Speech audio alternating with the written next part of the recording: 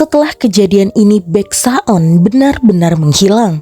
Semua harta yang ia miliki, termasuk warisan dari Baek Jang-hoo yang ternyata adalah ayah kandungnya, didonasikan. Bahkan, Hae-jo pun mengetahui hal ini dari Hyuk-jin.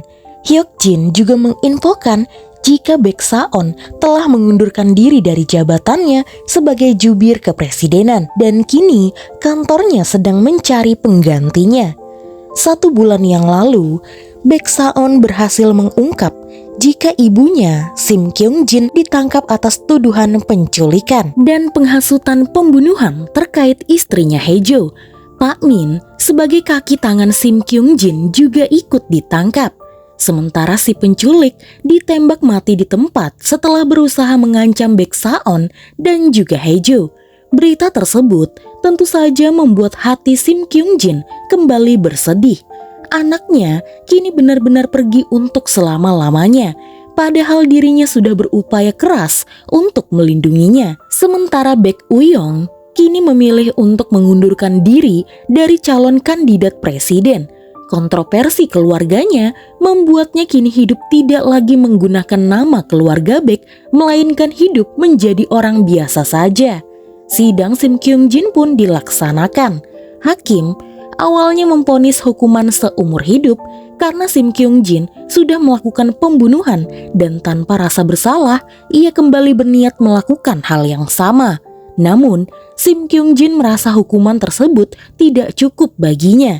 Ia lalu mengajukan banding agar hukumannya dirubah menjadi hukuman mati. Dan Pak Min dijatuhi hukuman 5 tahun penjara. Skandal keluarga Baek yang sempat membuat kegaduhan kini telah usai. Lalu setelah itu Baek Saon tiba-tiba menghilang. Ia melepas semua hal yang ia miliki. Tertinggal Hae-jo sendirian. Suatu hari Hae-jo mengunjungi Park Do-jae di penjara. Dari Do-jae, Hae-jo tahu jika suaminya memang berniat untuk menghilang setelah masalah ini selesai. Menurut Do-jae, awalnya Baek Saon memang berniat seperti itu. Namun kemudian Saon berkata jika ia akan tetap hidup setelah balas dendam ini selesai. Ia ingin hidup bersama dengan seseorang yang ia inginkan. Jadi Do-jae berpikir Saon pasti punya alasan mengapa tiba-tiba ia menghilang. Setelah itu, Hae-jo makan tonkatsu bersama ayahnya.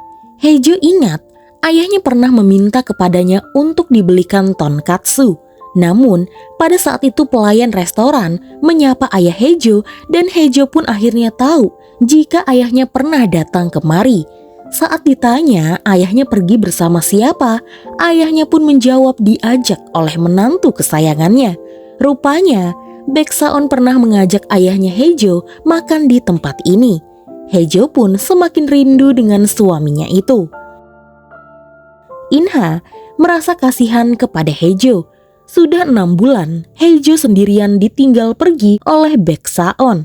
Ia menyuruh Hae-jo untuk melupakan Baek Saon karena ia yakin Saon tidak akan kembali. Tapi Hae-jo menolak.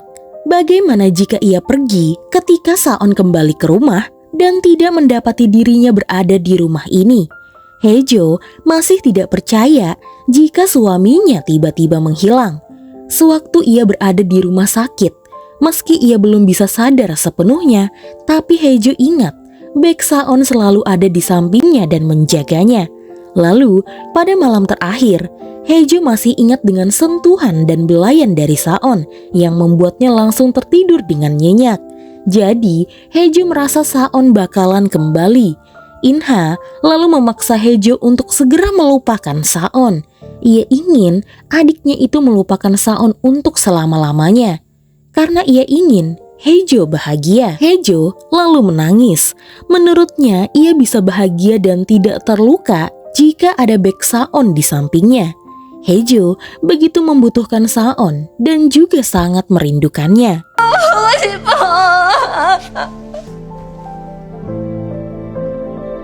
Hingga suatu hari, Hae-jo mendapatkan telepon dari nomor internasional berawal 604. Namun, tidak ada suara dari si penelpon. Hejo lalu mencari tahu kode nomor tersebut dan ia mendapati sebuah negara bernama Argan. Bukan hanya telepon dari sana, Hejo juga menerima surat dari Argan, tepatnya sekolah bahasa isyarat yang ada di sana. Mereka berterima kasih karena Hejo sudah memberikan donasi yang sangat besar, sejumlah 2 miliar kepada sekolah tersebut. Ia lalu memberitahukan hal ini kepada Hyukjin, karena seingat Hejo, dulu Baek Saon dan Hyukjin pernah bekerja menjadi koresponden perang di Argan. Mungkin Hyukjin tahu sesuatu tentang Argan yang berhubungan dengan Baek Saon. Hyukjin berkata, Argan adalah zona perang. Rasanya tidak mungkin Baek Saon ada di sana dan menyumbang donasi sebanyak 2 miliar di tempat itu. Jika Hejo pergi ke Argan, maka mungkin Hejo bisa mati. Menurut Hejo, di sini ataupun di sana sama saja baginya. Rasanya ia sudah mati jika tanpa Saon. 아르간이 있을 만한 걸 알면 뭐요? 설마 거기를 가보겠다. Singkatnya, Hejo berangkat ke Argan seorang diri. Ia lalu melihat langit sore yang indah di bandara tersebut dan ingat dengan kata-kata Hyukjin jika Saon tergila-gila dengan langit senja berwarna orange. Di Argan ada tempat yang bagus untuk melihat langit senja dan Saon sering berada di tempat itu. Hari itu, Hejo pun melihat sekolah bahasa isyarat dan bertemu dengan pemiliknya. Ia pun langsung bertanya, di mana biasanya orang-orang melihat langit senja. Pemilik sekolah itu langsung teringat dengan Kapel Bestin. Namun menurutnya, Hejo tidak bisa pergi ke sana karena di sana adalah zona perang. Pemberontak menguasai wilayah tersebut. Tapi Hejo begitu nekat, ia tetap pergi ke sana sendirian dan berakhir ditangkap. Matanya kemudian ditutup rapat dan ia dimasukkan ke dalam mobil bersama dengan sandera yang lainnya. Lalu kemudian dibawa ke suatu tempat. Di perjalanan, tiba-tiba mobil itu mendapatkan ranjau sehingga terpaksa berhenti di tengah jalan. Diam-diam, datanglah seorang pria yang langsung membebaskan para sandera. Satu persatu, mereka semua dibebaskan dan disuruh kabur dari mobil tersebut. Namun, saat melihat Hejo, pria itu langsung membawanya naik ke mobil dan kabur dari sana. Ia sempat ketahuan sehingga terjadi kejar-kejaran dan juga tembak-menembak. Beruntung pria itu dan juga Hejo berhasil selamat.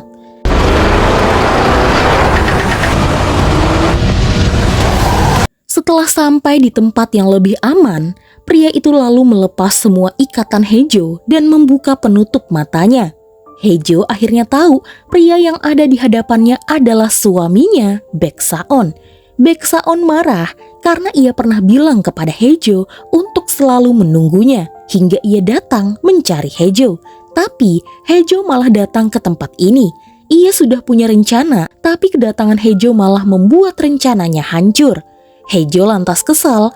Menurutnya ia akan menghancurkan rencana apapun asal bisa bertemu dengan suaminya. Dulu niat Hejo memang ingin bercerai dari Saon, tapi sekarang ia tidak bisa hidup tanpa Saon. Makanya ia rela datang jauh-jauh ke tempat ini hanya untuk mencari Saon. Saon lalu berkata, bagaimana bisa? Hejo berkata seperti itu saat tahu segalanya. Hejo bingung apa maksud Saon. Rupanya, kata-kata penculik yang membuat Saon tiba-tiba menangis dan terdiam membeku pada saat itu adalah penculik itu memberitahukan jika Baek Jang-ho lah yang sudah membunuh adik Hejo, Yujin. Jang-ho lah yang sudah memerintahkan orang untuk menabrak Inha, Hejo, dan juga Yujin. Itu semua karena Yujin sudah melihat wajah si penculik. Padahal Baek Jang-ho bersikeras menyembunyikan wajah asli si penculik. Di sana, Saon jadi merasa bersalah karena ayahnya, Baek Jang-ho, Hejo, mengalami hal ini. Ia sudah banyak merenggut kebahagiaan Hejo. Adik Hejo Yujin, masa muda Hejo sehingga Hejo terpaksa pura-pura bisu. Lalu, impian Hejo menjadi pembawa acara berita. Apalagi, Saon tahu dari Inha jika Hejo sebenarnya sudah tahu semuanya, namun ia tetap menerima Saon. Hejo akhirnya tahu alasan mengapa Saon meninggalkannya. Itu semua karena ia merasa bersalah. Menurut Saon, ia tidak meninggalkan Hejo. Ia hanya sedang menghukum dirinya sendiri. Ia hanya ingin membebaskan Hejo. Hejo lalu bertanya berapa lama lagi ia harus menunggu.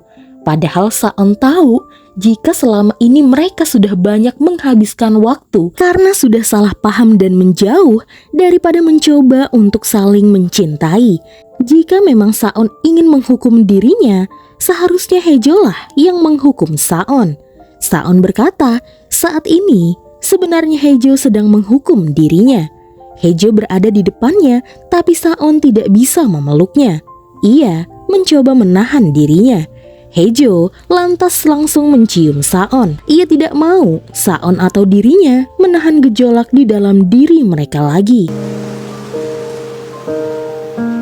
Hari itu di rumah Baek Saon dan juga di bawah cahaya jingga yang lembut, Hejo dan Saon berada di dalam satu selimut.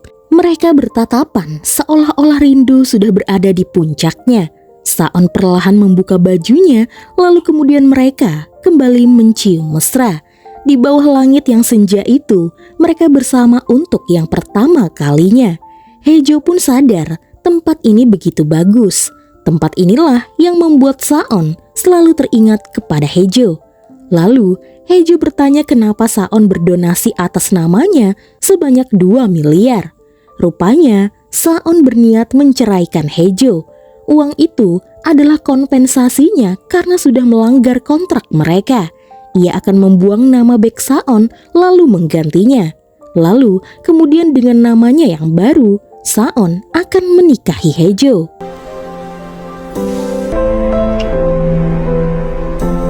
Singkatnya, kini Hejo dan Baek Saon menikah kembali. Mereka mengundang teman-temannya ke rumah baru mereka dan memperkenalkan nama baru Baek Saon, yaitu Baek Yuyeon, yang artinya satu-satunya cinta di dunia ini. Mereka tidak menyangka, rupanya mantan jubir kepresidenan ini suka bersikap romantis juga. Di sana, mereka juga mendapatkan kabar dari Sangwoo dan juga Yuri jika mereka berdua akan segera menikah. Rupanya karena sering bersama, mereka berdua akhirnya cinlok dan akan segera menyusul Hejo dan juga Baek Yuyeon. Akhirnya, Hejo dan Baek Yuyeon berhasil membuat kebahagiaan untuk mereka dan juga untuk orang lain. Hejo lalu meminta maaf kepada ibunya dan juga ketua Hong, ayah tirinya, karena tidak memberitahukan mereka pasal pernikahannya dengan Baek Yuyeon. Meski sedikit kesal karena masalah yang dibuat keluarga Baek, tapi mereka yakin dengan keputusan Hejo, asalkan Hejo bisa bahagia. Di sana, Hejo juga bertemu dengan Inha. Pada kesempatan itu, Inha sadar seharusnya dari awal ia meminta maaf kepada Hejo. Dia sudah membuat Hejo menderita cukup lama. Hejo berkata jika ia akan melupakan masa lalu. Jika ia terus mengingat masa lalu, mungkin ia tidak akan bahagia seperti hari ini. Hejo lalu menyuruh kakaknya itu untuk mencobanya juga. Ia yakin kakaknya juga berhak bahagia. 언니도 행복해질 자격 있어. Sekarang, Hejo kembali bekerja sebagai juru bahasa isyarat di stasiun TV. Jika dipikir-pikir lagi, ia memang menyukai pekerjaan ini. Saat pulang bekerja, ia lalu berteleponan dengan suaminya yang kini sibuk berbisnis. Suaminya itu ditemani oleh asisten kepercayaannya, yaitu Park Do-jae. Sembari berteleponan, Baek Yuyeon teringat dengan wanita ambisius penuh dendam si penelpon 406, yaitu Hejo.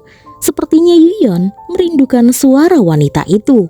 Hejo lantas bingung apa yang suaminya itu rindukan dengan suaranya saat ia menjadi penelpon 406. Menurut Yuyeon, saat itu suara Hejo terdengar dingin karena sedang mengancamnya dan juga suaranya begitu tajam. Dia juga tidak bisa menahan diri. Yuyeon benar-benar menyukai saat istrinya itu tidak bisa menahan diri, apalagi saat sedang marah.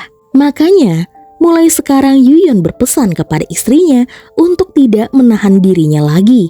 Lebih baik mengamuk, mengeluh, dan juga mengomel ketimbang dia membisu seperti dulu. Jika Haejo mau melakukannya, maka Yuyeon akan mengabulkan keinginan Haejo dan ia berjanji jika Haejo menelponnya ia akan cepat-cepat menjawab seperti panggilan pertama.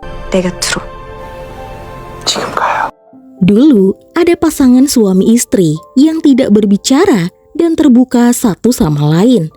Ketika pintu hati mereka baru terbuka, sekarang apakah mereka bisa hidup seperti pasangan lainnya? Jawabannya tentu saja iya. Karena sekarang pasangan suami istri itu mulai saling menunjukkan perasaan mereka dan jujur satu sama lain. Mereka berdua berjanji untuk selalu berusaha hidup bahagia bersama-sama. 서로에 대한 속마음과 진심을 감추. 노력을 약속한 부부가 있어. ガラス越しの雨を一つ一つ数えてた日が差して乾いても窓を見つめてたこんな風に景色が変わることに慣れた頃私以外音もなく移ろってしまったけどほんの寂しい